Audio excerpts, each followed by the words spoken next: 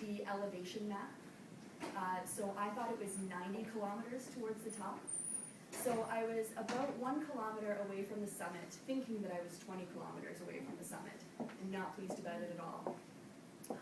And there had been kind of construction and rain and wind all that day. Telus Mobility was in the area, like digging up roads and stuff, and all of a sudden this Telus Mobility truck pulls up right in front of me, and a guy hops out of the driver's seat. And I'm there thinking, oh man, just let me ride. Like, I don't want to be stopped, I don't want to chat with you right now, I don't want to ride, I got to do this on my own. And he pulled up beside me, and he said, would you like a drive past the grizzly bear and her cubs that are just up the road? And I was like, yes, I would, thank you, very much, that sounds fantastic.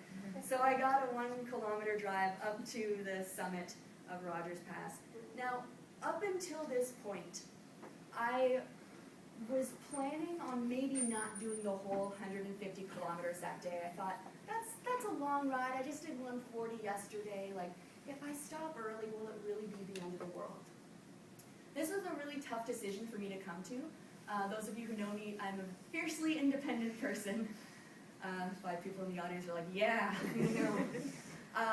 and it's not easy for me to kind of back down. And I kept thinking, like, I have to do this. I said I was going to. I set a goal for myself. I have to finish that 150 kilometers. Otherwise, I won't have accomplished anything. And it took me a while to realize, like, I'll finish it tomorrow. It's really not the end of the world. So I'd come to the decision that I would stop early, without realizing there was nowhere to stop. I was going through Glacier Park, I think it's called, where Rogers Pass is.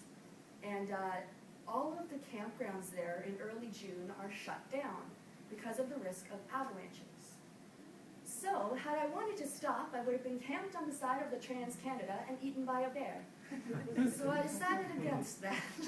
But I'd kind of been taking my time in the morning, thinking that I wouldn't do the full 150 kilometers.